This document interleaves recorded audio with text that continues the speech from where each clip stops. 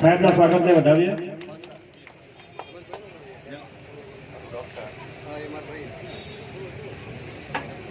એ પહોંચાવાળા મુકામે અત્યારે બનાસકાંઠાની લોકસભાની જે ચૂંટણી ચાલે છે એના અનુસંધાને ઉમેદવાર તરીકે બધા આગેવાનો સાથે તમને મળવા માટે, રામ રામ કરવા માટે, વોટ માટે મિત્રો વિનંતી કરવા માટે હવે બધા આવ્યા છે.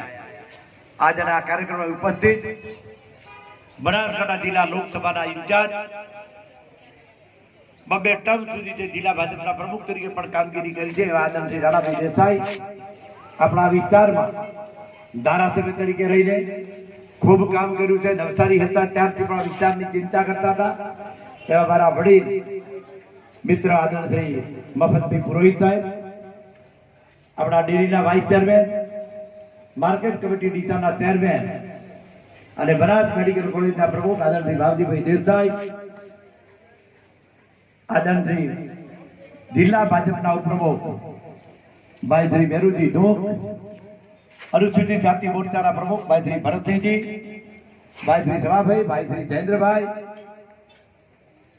ડેરીના ડિરેક્ટર ભાઈ શ્રી પીજે ચૌધરી, તાલુકા પંચાયત દાંતીવાડાના પ્રમુખ આદરણીય પૂર્વ પ્રમુખ ભાઈ શ્રી ઈશ્વરસિંહજી, જિલ્લા શિક્ષણ પ્રાથમિક શિક્ષકો જે હતા છે એમના પ્રમુખ અને અહીંના જ વતની આદરણીય શ્રી ચંદુભાઈ, ભાઈ શ્રી મહેન્દ્રભાઈ જોશી, મંચ ઉપર બેઠેલા મોટા ભાગના નામો લઈ શકો, ભાઈ રમેશભાઈ હોય, ભાઈ શ્રી ગણપતભાઈ હોય, ભાઈ રસાભાઈ હોય, ભાઈ જોઈતાભાઈ હોય, અમારા રમેશભાઈ જોશી હોય, ભાઈ સવાભાઈ હોય, માર્કેટના ચેરમેન, મંચ ઉપર બિરાજમાન અમારા સંગઠનના આગેવાનો, તાલુકા જિલ્લાના ડેલિગેટો, સહકારી ક્ષેત્રના આગેવાનો, સરપંચશ્રીઓ, ખૂબ મોટી સંખ્યામાં સમગ્ર વિસ્તારમાંથી આવેલા અમને પણ કંઈક સલાહ આપી શકો તેવા મારા વડીલો, મુરબીઓ,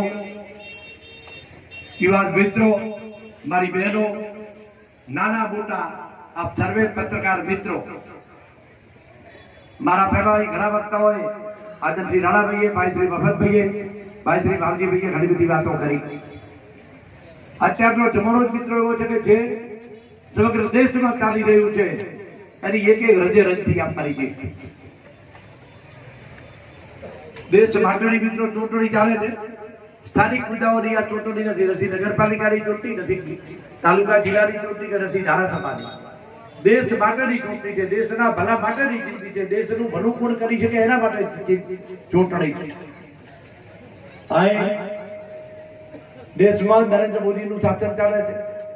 નરેન્દ્રભાઈએ ગુજરાતમાં પણ 2001 થી 2014 સુધી 14 વર્ષ સુધી શાસન કર્યું. ગુજરાતનો 14 વર્ષનો વિકાસ જોઈને સમગ્ર દેશની પ્રજાએ 2014માં નરેન્દ્ર મોદીને દેશના વડાપ્રધાન બનાવ્યા. 2014 થી 19 સુધીના 5 વર્ષમાં વડાપ્રધાન તરીકે નરેન્દ્રભાઈએ જે મિત્રો કામ કર્યું છે, મારા મિત્રો બેઠેલા બધાને કેવું છે, મારા વડીલોને કેવું છે અને યુવાનોને તો ખબર જ છે અને સમગ્ર યુવા મિત્રોએ નક્કી કર્યું છે કે નરેન્દ્રભાઈ વગર કોઈ વિકલ્પ નથી. દેશ અને વિદેશમાં સમગ્ર વિશ્વમાં જે ભારતની આન બાન શાન માન મર્તબો ઉભો જે વધાર્યો છે, વિશ્વના દેશોમાં જે વિદેશ નીતિને લીધે જ્યારે મિત્રો હમણાં પુલવામા બન્યા પછી આતંકીઓનો જે ખાટકો બોલાવ્યો સમગ્ર વિદેશ થયો, બધા જ આપણા દેશને જે જુદા જુદા રાષ્ટ્રોએ જે ટેકો આપ્યો, આજ નરેન્દ્રભાઈની મોટી સિદ્ધિ છે અને નરેન્દ્રભાઈ આ બધા જોડેના સંબંધોને લીધે મિત્રો આ વસ્તુ બની શકી કે બધાએ ટેકો આપ્યો કે ભારતીય કર્યું આ બરાબર. આમ તો અહીં બેઠેલાને બીજું પણ કહીશ, પાછાવાળા અહીંનું અહીં જતો ભૂતકાળનું આજ મારું પાછાવાળા, આજ ધાનેરા, આજ વિસ્તાર 2001 પહેલાની દશા અને એક પછી અહીં બેઠેલ સ્થાનિક પ્રશ્નો નથી છતાં પણ હજુ ક્યાંક પ્રશ્નો આવે ત્યારે સ્થાનિક મુદ્દાઓ ઉભા કરતા હોય. મારા સરપંચ મિત્રોને કહેવું છે કે ગ્રામ પંચાયતનું રેકર્ડ ખરીદવા માટે આપણી પાસે પૈસા નતા, ગામડા તરફ કોઈ જોતું નતું. મફતભી જ્યારે ધારાસભ્ય હતા ત્યારથી હજુ પણ મને કહે કે આ વિસ્તારના સિંચાઈ માટે કંઈક કરવું છે, તળવડું થાય. જેના માટે મિત્રો આ સરકારે કર્યું કે જે થરાદથી રામસણ સુધીની એક આપણી પાઇપલાઇન આપણે મંજૂર પણ 650 કરોડના ખર્ચે મંજૂર કરી દીધી મિત્રો. ટેન્ડર બહાર પડી ગયું. માધવપુરા પમ્પિંગ સ્ટેશન બનશે, એક મડાલ બનશે, બીજું રામસણ બનશે. આજુબાજુ આવતા ગામોને પાઇપલાઇનના માધ્યમથી તળાવો ભરવામાં આવશે. નવી કેનાલ મિત્રો નહીં નીકળે. પણ એના માટે સરકાર કે આવું બધું કરવું કે જે ખેડૂતોનું ભલું કરી દે. પણ આ મિત્રો નરેન્દ્ર મોદી હોય તો જ શક્ય બને, બાકી મિત્રો ક્યારે બની શકે નહીં. મારે એટલે યાદ કરવું છે કે તમે પણ 2007 પહેલા પાણી જોયું નતું, એના પહેલા કોઈ પાણી માંગતા જ નથી, પણ સરકારે પાણી આપ્યું. સરકાર એટલે નરેન્દ્ર મોદી આપ્યું. વર્ષો સુધી કોંગ્રેસની શાસનમાં પાણી માટેનો કોઈ વિચાર કરી શકતું નથી. આટલાથી અટકતું નથી. એક એક ક્ષેત્રમાં ગરીબો માટેના ગરીબ કલ્યાણ મેળા હોય, ખેડૂતો માટે કૃષિ મહોત્સવ હોય, શિક્ષણ માટે શાળા પ્રવચન ને કન્યા કેળવણી હોય, આરોગ્યની સુવિધાઓ હોય. તમામે તમામ ક્ષેત્રમાં જે પ્રજાના ભલા માટે મિત્રોને આપણને જાગૃત કરવાનું કામ પણ નરેન્દ્ર મોદીએ કર્યું. આરોગ્યના ક્ષેત્રમાં શાળા આરોગ્ય કાર્યક્રમ, મા અમૃતમ, મા વાત્સલ્ય, 108 ની સેવા.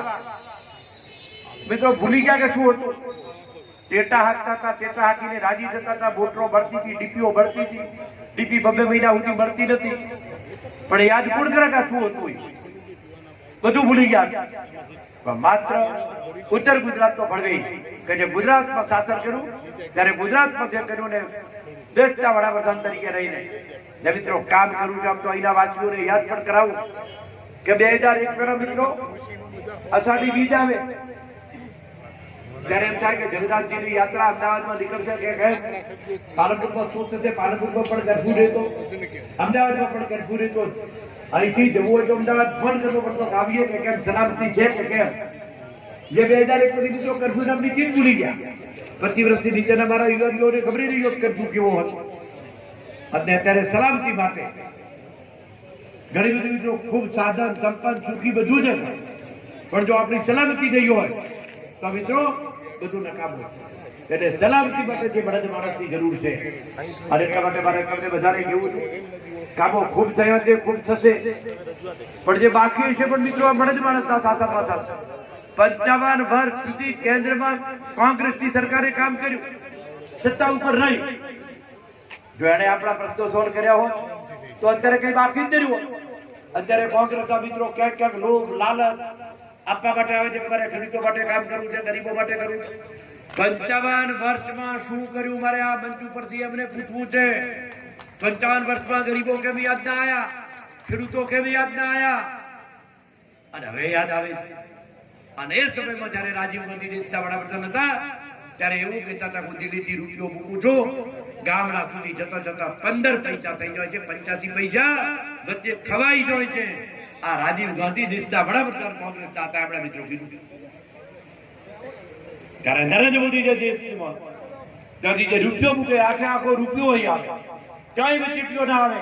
અને એટલે તો તમે જોયું છે જે ગરીબોને ગરીબ કલ્યાણ મેળામાં આની યોજનાનો લાભ એને ઘેર જઈને મારા અધિકારી કર્મચારી આપ્યા. ગરીબ કલ્યાણ મેળાના સ્થળ પર સરકારી એસટીમાં મફત લાવવાના, ઘેર સુધી પરત જમાડીને પાછા મૂકવાના. ખેડૂતોને કૃષિ સન્માન યોજના જે 2,000 રૂપિયા ખાતામાં જમા થયા, 12 ખાતામાં ફેબ્રુઆરી મહિનામાં નીતિ નક્કી થાય અને માર્ચ મહિનામાં દિલ્હીથી ખાતામાં પૈસા જમા થાય.